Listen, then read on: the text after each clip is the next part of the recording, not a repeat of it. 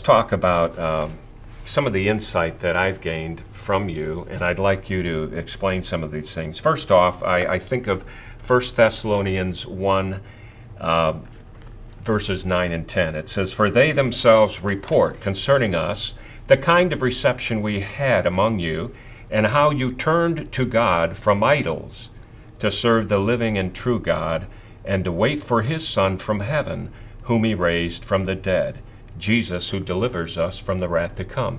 Now, as you know, in our New Testament class, one of the things we believe very strongly is that as believers, when you read the Bible, you need to understand not only what was written, but who it was written to, the context. You have to understand what it meant at that time, where you can extrapolate and you can then apply it to yourself.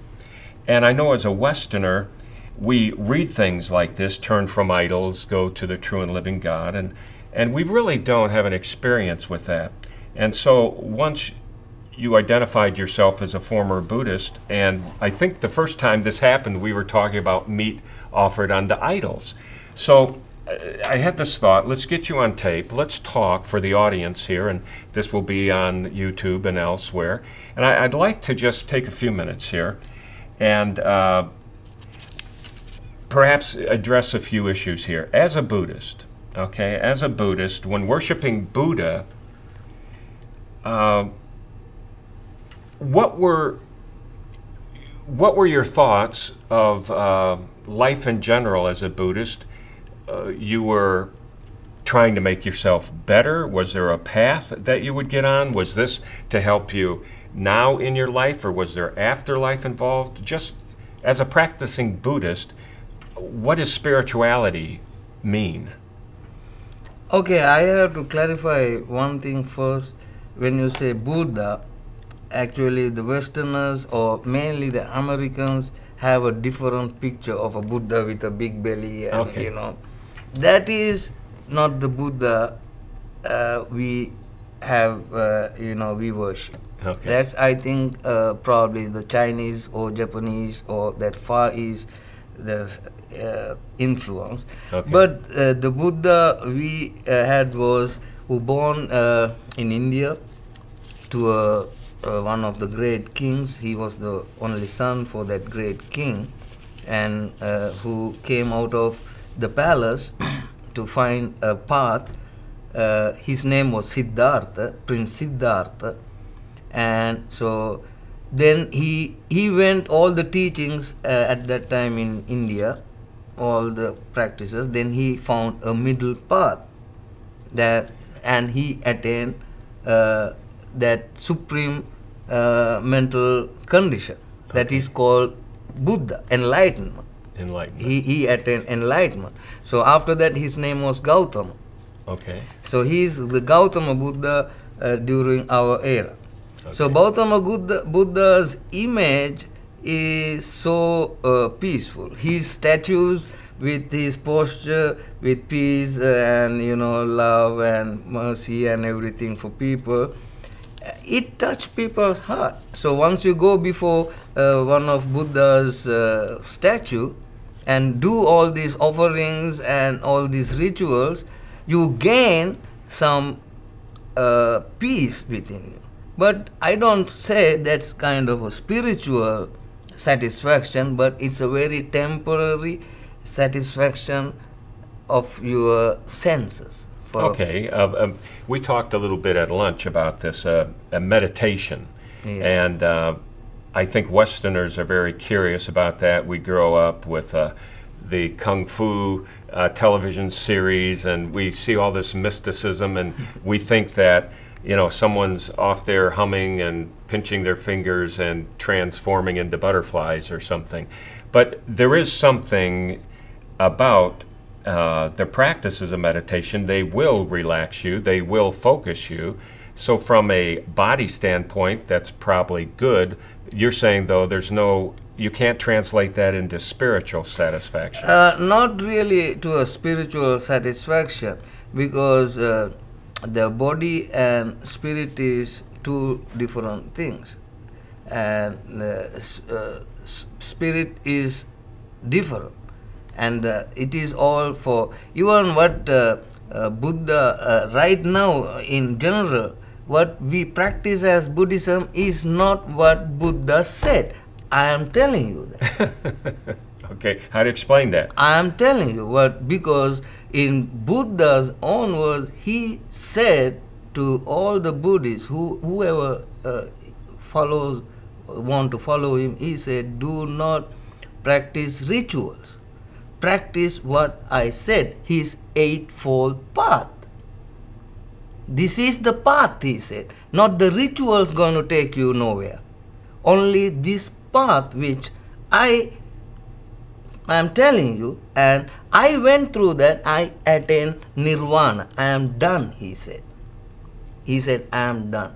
Only this path can take you, not the rituals. So, but now Buddhism is, no, it is not inspired you to follow that path, but we are following all the rituals which he has said not to do.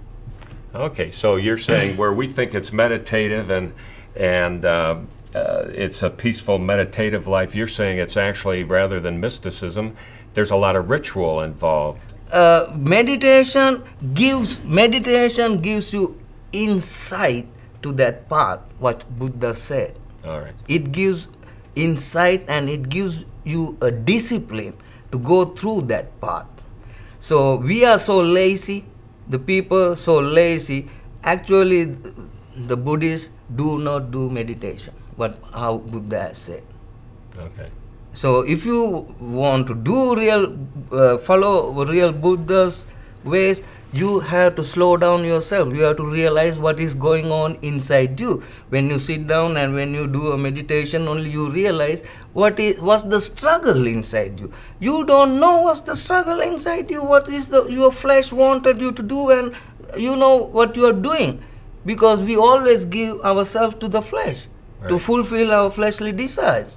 So unless you slow down and see what is going inside you, and unless you come to your conscious and a discipline in your conscious, you don't know what's going on. You just do things. And it is very easy then for you to get attracted to all the rituals, because doing rituals are so easy to identify you as a Buddhist.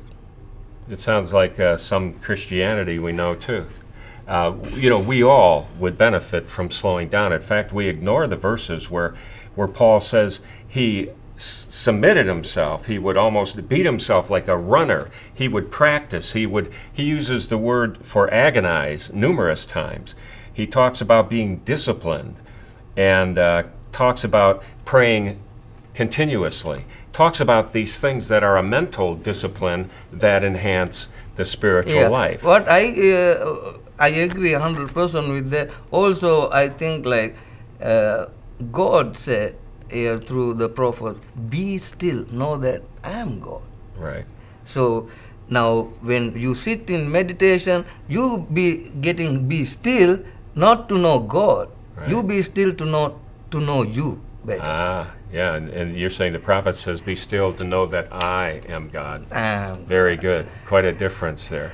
So you get still. You see all these Buddhist monks, they are in a very peaceful status. You meditating in the caves, meditating under a tree. Yeah, they are very slow down. They walk very slow. They speak very slow. They are so calm and peace by knowing themselves, but knowing the Creator, not knowing the God who created.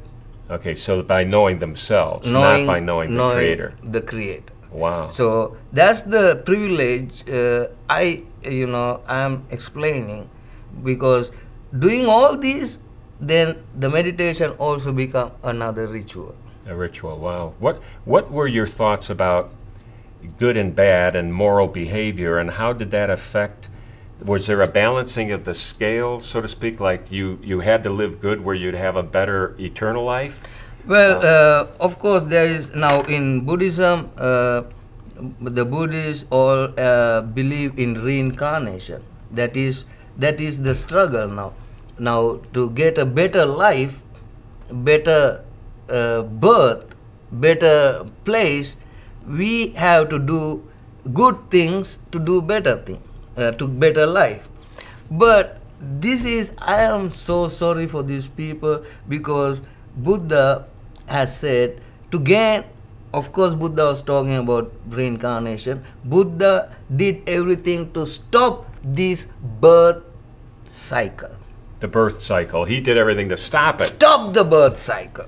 Wow. So he said, even only you have to be in a human form to work out to stop this birth cycle. Wow. So that is what human nature is, the most blessed nature on earth. Because, okay, now you do good things, you are expecting to have a good birth. If you rebirth in heavenlies, still you can't attain nirvana. You have to come back to a human form to attain nirvana. Even Buddha, the Prince Siddhartha was in heavenlies, and he wanted to do something for the earth. He had to come to the earth, born in a king's family, to attain nirvana. Okay. So you do good things, yes, you will have a good life, but then you have to wait again according to that teaching for another period of time to become a human. Wow.